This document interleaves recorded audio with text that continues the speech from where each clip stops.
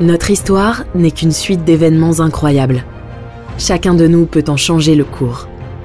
La plus infime de nos décisions peut influencer l'avenir de l'humanité. Et connaître le passé, c'est anticiper l'avenir.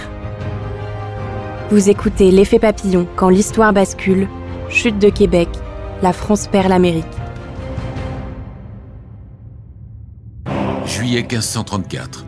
Jacques Cartier, explorateur français, vient d'entrer en contact avec des Amérindiens dans le golfe du Saint-Laurent. 28 mai 1754. George Washington, milicien britannique, attaque par surprise une ambassade française dans la vallée de l'Ohio. 18 septembre 1759. À la suite d'un long siège, Québec, capitale de la Nouvelle-France, tombe aux mains de la couronne d'Angleterre. Ces trois événements sont des moments clés de l'histoire de la Nouvelle-France. Ils aboutiront à la création du Canada. Terre-Neuve, campement viking. La colonie vient de survivre à son premier hiver.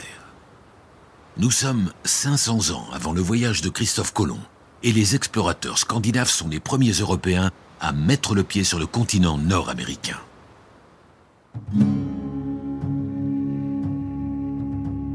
Terre d'abondance. Recouverte à perte de vue par de vastes forêts sillonnées de rivières riches en poissons et en castors, le nord de l'Amérique est soumis à des conditions climatiques extrêmes. L'hiver dure 5 mois. Les températures peuvent descendre en dessous de moins 40 degrés. Pourtant, au XVIe siècle, des aventuriers audacieux vont se lancer dans l'exploration des côtes, puis de l'intérieur des terres. 10 mai 1534. L'explorateur français Jacques Cartier arrive en vue de la grande île de Terre-Neuve pour sa première expédition au nom de François Ier, roi de France. Au cours de ses voyages, il va d'abord explorer les côtes, puis remonter l'un des plus grands fleuves du monde, le Saint-Laurent.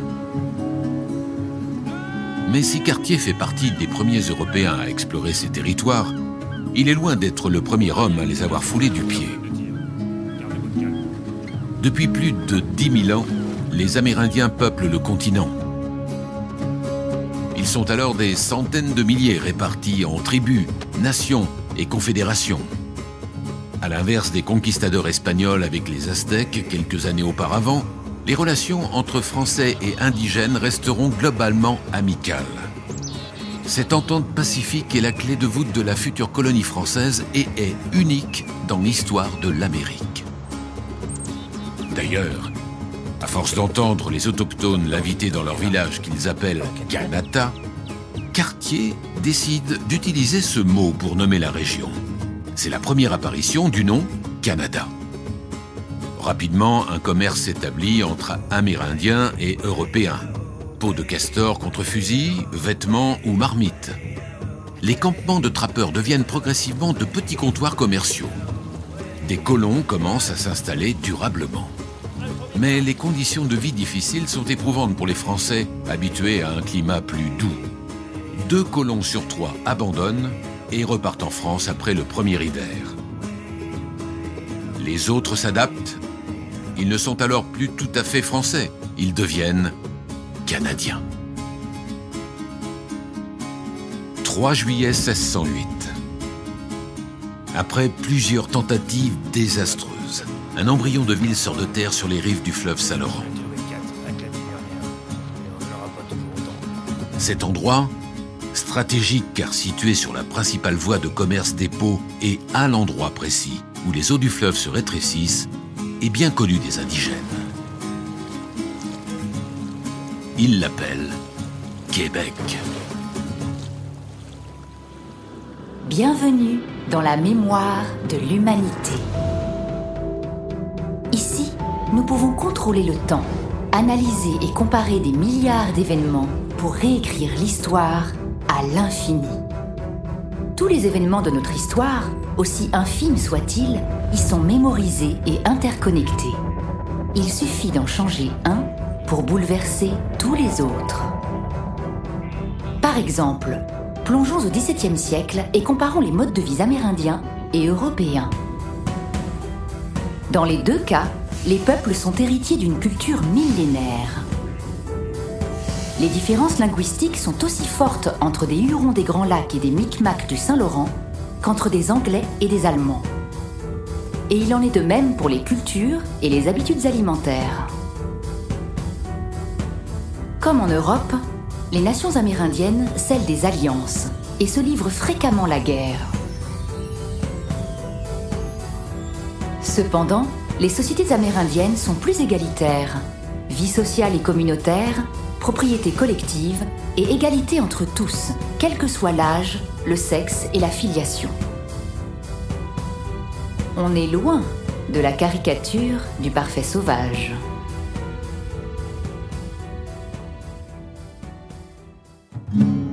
Début du XVIIIe siècle. En un siècle de métissage, les Français canadiens ont beaucoup appris des Amérindiens. Les colons se sont enfoncés de plus en plus profondément dans le pays, utilisant principalement le réseau fluvial. On les appelle maintenant coureurs des bois. Endurants, ils peuvent courir des heures à travers monts et forêts, sont des tireurs d'élite, parlent souvent plusieurs langues autochtones, se marient avec des indigènes. Ils vont cartographier près de la moitié du continent nord-américain, donnant aux régions qu'ils traversent le nom des tribus qui y habitent. Ohio, Missouri, Illinois ou encore Wisconsin. Un siècle après sa fondation, le petit comptoir commercial de Québec est devenu une ville de 9000 habitants. Elle a connu des temps difficiles. Hiver extraordinairement rudes, famine, guerre contre les Iroquois. Avec Montréal et Louisbourg, Québec est l'une des villes principales de la colonie royale de la Nouvelle-France. Mais pour la couronne, le Canada coûte cher et rapporte peu. Sous Louis XV, on lui préfère les îles à sucre des Antilles, plus rentables. De plus, la colonie est prise par les glaces la moitié de l'année, ce qui interrompt le commerce et complique le ravitaillement. En métropole, l'avenir de ces quelques arpents de neige est loin d'être une priorité. Pour le Royaume-Uni, c'est l'inverse. La Grande-Bretagne est une île. Pour se développer, elle est obligée de se tourner vers l'extérieur. Très vite, une politique impérialiste naît à Londres. Les possessions britanniques en Amérique ne sont pas que des comptoirs commerciaux. Ce sont surtout de nouveaux territoires à occuper, exploiter et défendre. C'est ainsi qu'au XVIIe siècle, des vagues de colons ont fondé la Nouvelle-Angleterre. Partis avec leurs biens et leurs familles, ils n'ont nullement l'intention de rentrer. Chassés d'Angleterre par les persécutions religieuses, ils sont portés par la conviction de devoir fonder une société plus pure. Dès lors, les Amérindiens, considérés comme gênants, sont combattus et repoussés. En 1750, les 13 colonies britanniques comptent plus d'1 million d'habitants et elles sont en pleine expansion. Les Canadiens français sont à peine 70 000 sur un territoire au moins 5 fois plus vaste. Entre colonies britanniques dynamiques et territoires franco-amérindiens sous-peuplés, la concurrence est plus présente que jamais.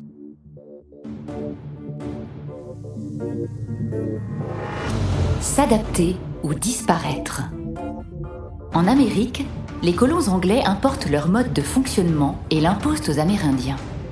Les Français, en minorité et dans un environnement hostile, s'adaptent et traitent d'égal à égal avec eux. Ils savent que la survie de leur pays dépend de leurs relations avec leurs alliés. À la bataille rangée, coûteuse en hommes, ils associent la guerre d'escarmouches, embuscades, raids, déplacements furtifs et combats en forêt. Les Canadiens l'appellent « petite guerre », sorte de guérilla. Et c'est une chasse à l'homme. Se déplacer d'arbre en arbre pour rester à couvert, tirer uniquement lorsque l'on est sûr de toucher sa cible, ne sortir de sa cachette que pour faire feu, puis attaquer au corps à corps. L'armée britannique, elle, a conservé ses tactiques de combat. Mais elle possède un atout, sa discipline. En bataille rangée, elle est capable de tirer en feu roulant. une rangée de soldats tire pendant que la précédente recharge. Guérilla contre puissance de feu. C'est le même schéma que celui adopté par les moudjahidines afghans face à l'armée soviétique au XXe siècle. Ce jour du 28 mai 1754 marque la fin du statu quo. Des miliciens britanniques ont attaqué par surprise une ambassade française. À leur tête, le jeune George Washington, futur premier président des États-Unis d'Amérique.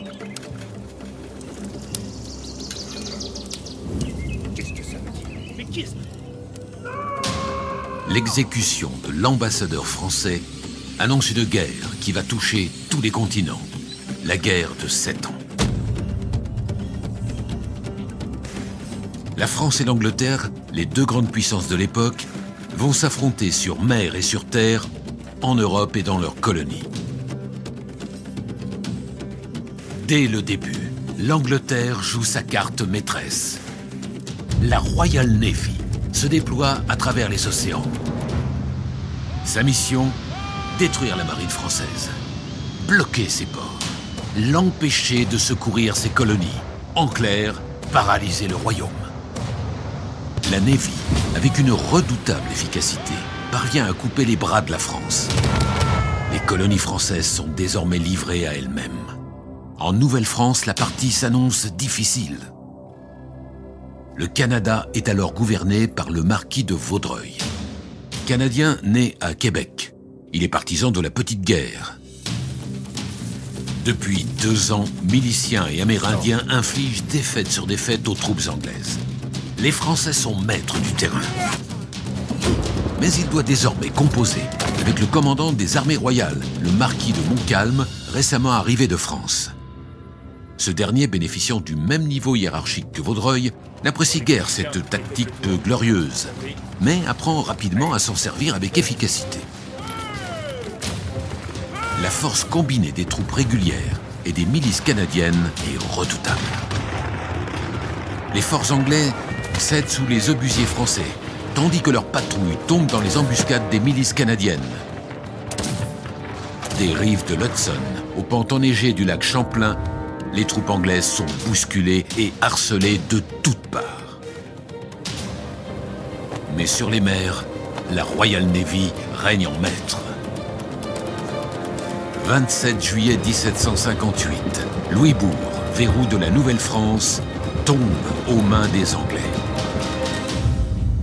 Les renforts français n'arrivent bientôt plus qu'au compte-gouttes, alors que les troupes britanniques sont de plus en plus nombreuses. La partie est serrée. Montcalm sait qu'il finira par être submergé par le nombre et implore des renforts. Mais la France livre aussi bataille sur le continent.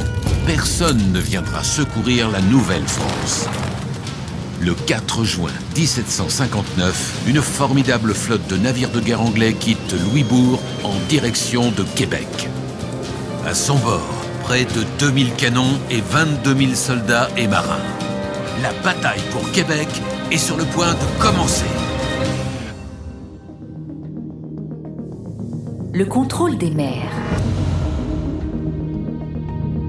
Durant le conflit, la Royal Navy est partout et remporte presque toutes ses batailles. Sa supériorité est écrasante. À bord de puissants vaisseaux à 2 ou 3 ponts armés de batteries de canons, elle contrôle les océans. La clé de sa réussite réside dans une discipline de fer, un entraînement constant et une logistique efficace. Là où les marins français n'embarquent que pour livrer bataille, les Anglais sont presque tout le temps en mer à s'entraîner. Dans le même laps de temps, leurs équipages arrivent à tirer 3 bordées de canons, pour une seule côté français. Alors qu'en France, les commandements de navires sont souvent vus comme de simples titres, les capitaines britanniques, promus au mérite, sont efficaces et rompus au combat naval. L'esprit d'initiative, l'audace et la rapidité sont les clés de voûte de la Royal Navy. Sa devise, « Qui veut la paix, prépare la guerre ». De nos jours, elle n'aurait d'équivalent que la suprématie militaire des États-Unis seul pays capable de projeter une puissance de feu considérable à l'autre bout du globe. Québec, 1759. Les commandants français sont en désaccord. Le gouverneur Vaudreuil souhaite défendre l'ensemble du territoire. Le commandant militaire Montcalm l'estime perdu et replie le gros de ses troupes sur Québec.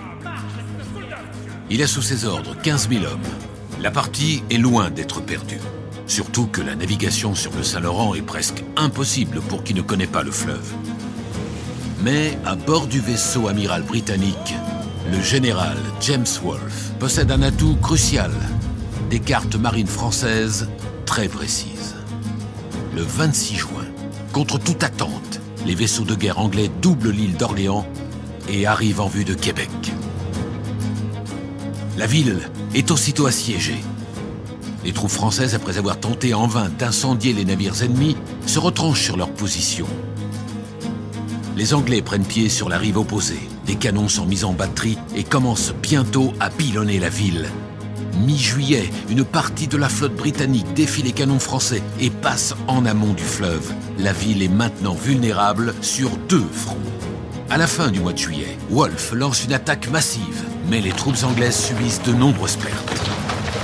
Le général adopte alors une nouvelle stratégie.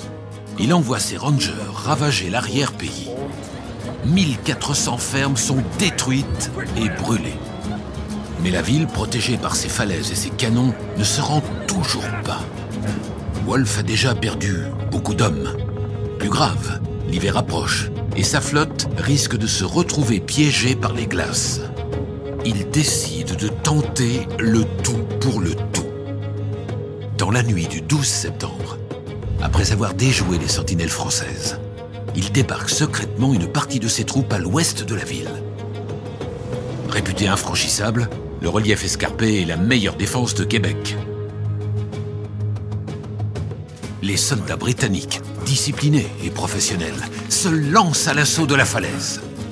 Bousculant les défenses françaises, ils prennent pied au sommet et forment aussitôt une ligne de bataille. Wolfe sait sa position précaire. Il suffirait d'une contre-attaque française vigoureuse pour l'anéantir, lui et ses hommes. Mais les Français ne saisissent pas leur chance. Lorsque Montcalm arrive enfin face aux Britanniques au lieu-dit des plaines d'Abraham, ceux-ci sont prêts à en découdre, mousquets chargés. Ils ne sont que quelques milliers, et Montcalm dispose de troupes plus nombreuses. Mais la moitié de ses hommes est plus habituée à la guerre d'escarmouche qu'à la bataille rangée. D'importants renforts français sont en route. Il n'a qu'à attendre quelques heures pour s'assurer la victoire. C'est alors que Montcalm prend une décision cruciale. Inquiet de voir l'ennemi consolider ses positions, il décide de ne pas attendre plus longtemps et lance l'attaque. La ligne anglaise, impassible, ne bouge pas. Même lorsque les premières balles françaises atteignent leur rang, les soldats de Sa Majesté gardent leur calme. Ils attendent que les Français, désordonnés, soient à portée, que leurs mousquets soient déchargés. Puis, comme un seul homme, ils mettent en joue et déchaînent les enfers. La décharge est foudroyante. Les soldats français sont fauchés par une grêle de plomb. En quelques minutes, l'issue de la bataille est scellée. La ligne française s'effondre. Les réguliers battent en retraite. Depuis les bois, les miliciens canadiens criblent de plomb les troupes britanniques et font des ravages, mais rien n'y fait. 2 heures plus tard, la bataille est perdue.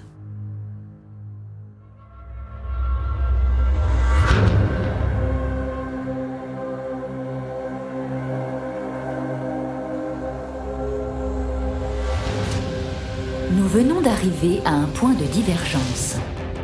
Un point de divergence est un événement clé, un carrefour dans notre histoire où notre monde peut basculer d'un côté ou de l'autre.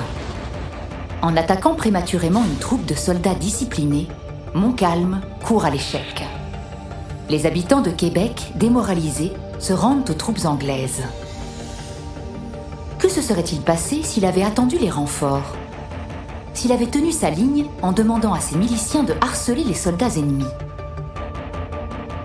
Les renforts arrivés, il aurait pu vaincre les Britanniques et sauver la ville. Pratiquant la petite guerre, la Nouvelle-France se serait maintenue et aurait conservé une partie de son territoire jusqu'à la fin de la guerre en Europe. L'ennemi français toujours présent sur ses frontières, les colonies anglaises américaines n'auraient probablement pas cherché leur indépendance et seraient restées fidèles à la couronne. L'Amérique du Nord serait restée un territoire partagé entre Britanniques et Français, peut-être même jusqu'à l'aube de la Première Guerre mondiale. L'issue de la bataille des plaines d'Abraham s'est jouée sur quelques minutes. Les chefs des deux camps mortellement touchés n'y survivent pas. 5 jours plus tard, la ville de Québec se rend. Les Canadiens, coupés du royaume de France, incapables de les ravitailler, se battront encore quelques mois avec l'énergie du désespoir. Mais chaque soldat britannique abattu est aussitôt remplacé par 2 autres. La Royal Navy est omniprésente. Après les avoir soutenus jusqu'au bout, les derniers alliés amérindiens abandonnent les Français, vaincus inéluctables d'une guerre déjà perdue. Le 8 septembre 1760, la capitulation de Montréal marque la fin de la Nouvelle-France. La guerre de 7 ans est catastrophique pour la France qui perd une grande partie de ses colonies, dont la totalité de ses possessions en Amérique du Nord. Lors de la signature du traité de Paris en 1763, les diplomates français préfèrent sauver leurs îles des Antilles plutôt que les vastes territoires glacés du Canada. Les Canadiens deviennent sujets britanniques. En conséquence, ils doivent parler anglais et devenir protestants. Les Amérindiens, privés de leurs alliés, composent désormais avec les Anglais. Un siècle plus tard, le Royaume-Uni, grand vainqueur, deviendra un empire colonial immense, le plus grand de toute l'histoire de l'humanité. Le 19e siècle sera britannique. La langue anglaise devient internationale. Mais, ironiquement, la fin de la présence française en Amérique du Nord laisse les 13 colonies anglaises sans ennemis. Quelques années plus tard, surchargés d'impôts, les colons ne verront plus l'intérêt de la souveraineté britannique et combattront pour leur indépendance. La France, tenant sa revanche, écrasera la flotte anglaise dans la baie de Chesapeake et gagnera la guerre aux côtés des rebelles américains. Sans elle, les États-Unis n'auraient jamais vu le jour. Mais ceci est une autre histoire. Le monde a changé de visage. La guerre de 7 ans est le premier conflit de portée mondiale. Toutes les puissances européennes y ont participé. Impliquant les colonies respectives, le conflit s'est répandu à travers le monde. À l'issue de la guerre, les cartes sont redistribuées. En perdant le Canada, la France laisse le champ libre. Les Britanniques exploitent l'occasion. La langue et la culture anglo-saxonne s'y imposent progressivement. À 10 minutes près, le temps de quelques salves de mousquet, l'inverse aurait pu arriver.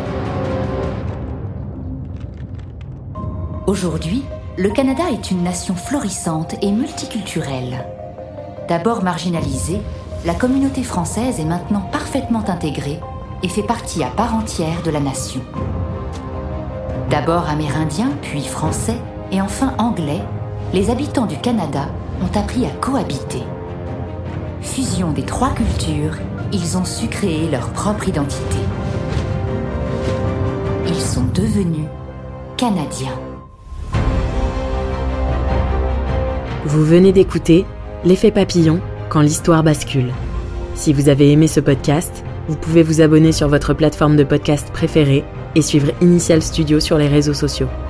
L'effet papillon quand l'histoire bascule est une série de podcasts coproduite par Initial Studio, Madfilm et Triary Prod, adaptée de la série documentaire audiovisuelle Point de repère, coproduite par Madfilm et Triary Prod, créée par Pierre Lergenmüller et Jean Marr, et écrite et réalisée par Pierre Lergenmüller, avec les voix de Michel Roy et Karine Pinotto.